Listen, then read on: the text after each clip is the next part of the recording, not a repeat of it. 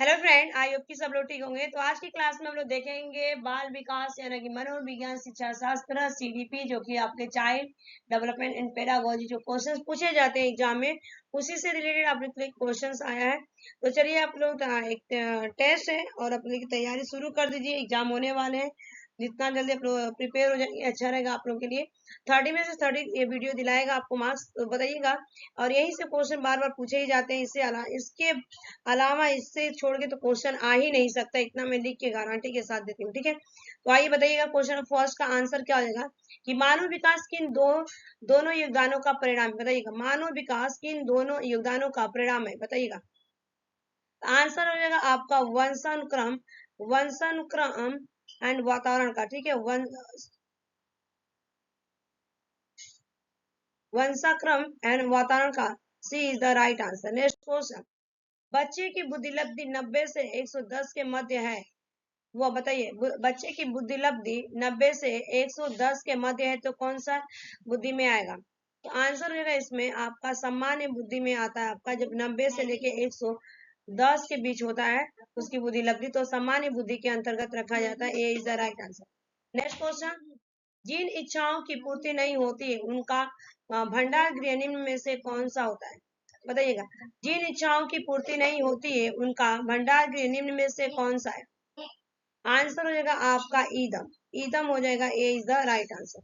Next question का answer दीजिएगा। Next question आ चुका है स्क्रीन पर। पियाजे के अनुसार विकास की पहली अवस्था के दौरान बच्चा डैश से सबसे बेहतर सीखता है, बताइए।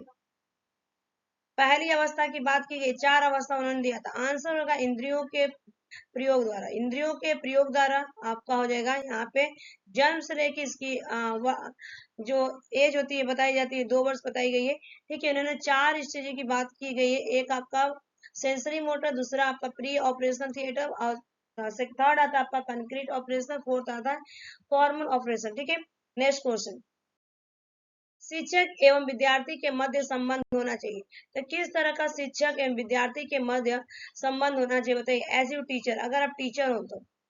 ठीक है, स्नेह का बिल्कुल सही है, विश्वास का बिल्कुल सही, सम्मान का। तो राइट आंसर क्या होगा? ये सभी D is the right answer. Next question, एक अच्छा अध्यापक विद्यार्थियों के मध्य बढ़ावा देता है, बताइए। एक अच्छा अध्यापक विद्यार्थियों के मध्य बढ़ावा देता है। बीबीआई क्वेश्चन से इस क्वेश्चन का आंसर बताइएगा आप लोग। आंसर होगा सहयोग की भावना को।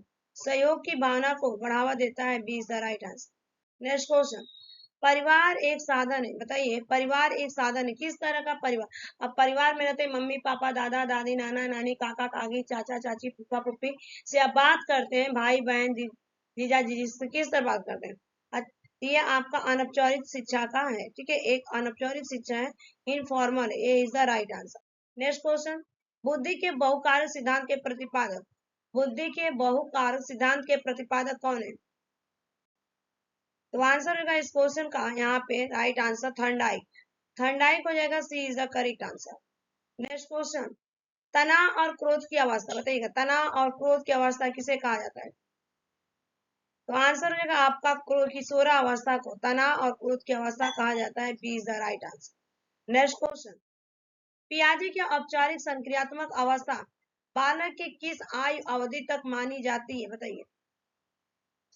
तो आंसर होगा इस क्वेश्चन का 11 से लेके आपका 15 वर्ष की अवस्था को। ठीक है, 15 वर्ष को माना जाता है, D is the right answer इस क्वेश्चन का। नेक्स्ट क्वेश्चन, समाजीकरण वह प्रक्रिया है जिससे जिसे जिससे जिस बच्चे और वयस्क सीखते हैं, बताइए।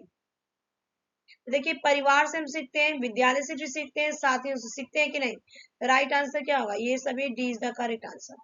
नेक्स्ट क्वेश्चन, बच्चों का मूल्यांकन होना चाहिए, तो बच्चों का मूल्यांकन किस तरह से होना चाहिए?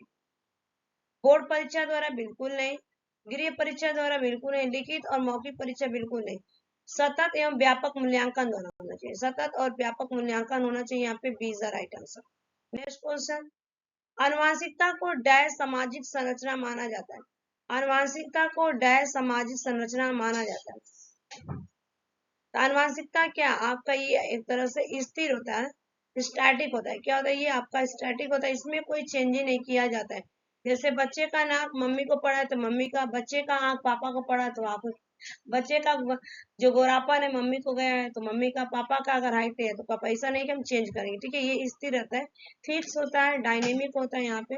Right answer C. Next question, Jean पियाजे के अनुसार संज्ञानात्मक विकास की अवस्थाएं, तो राइट आंसर क्या हो जाएगा? जीन पियाजे ने कितनी अवस्था बताई थी? 4 अवस्थाएं।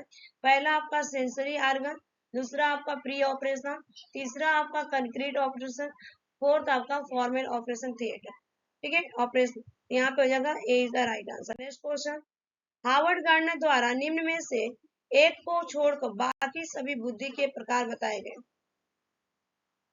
ठीक है, तो किसको? सृजनात्मकता को छोड़ के बाकी सभी आपके बुद्धि के प्रकार बताए गए, B is the right answer. Next question, पियाजे के अनुसार बच्चा अमूर्त स्तर पर चिंतन, बौद्धिक क्रिया और समस्या समाधान किस अवस्था में करने लगता है? अमूर्त स्तर में। तो आंसर होगा आपका यहाँ पे मूल संक्रियात्मक, सॉरी यहाँ पे कहा गया, औपचारिक संक्रियात्मक अवस्था 11 से लेके 16 साल की अवस्था, सी इज द राइट आंसर होगा, ठीक है, यहाँ पे राइट आंसर क्या होगा? सी। इस क्वेश्चन का राइट आंसर सी हो जाएगा। नेक्स्ट क्वेश्चन, नेक्स्ट क्वेश्चन, एक 13 वर्षीय बालक बात बात में अपने बड़ों से झगड़ा करने लगता है और हमेशा स्वयं को सही साबित करने की कोशिश करता है, वो विकास की किस अवस्था में? द आंसर होगा आपका किशोरा अवस्था, B is the right answer, किशोरा। नेक्स्ट क्वेश्चन, व्यक्तिगत शिक्षार्थी एक दूसरे से किस में भिन्न होते हैं? व्यक्तिगत शिक्षार्थी एक दूसरे से किस में भिन्न होते हैं?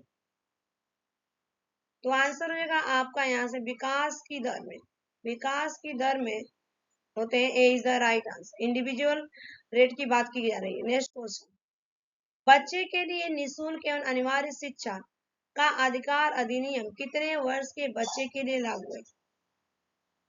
बच्चे के लिए निःशुल्क एवं अनिवार्य शिक्षा का अधिकार अधिनियम कितने वर्ष के बच्चे के लिए लागू है?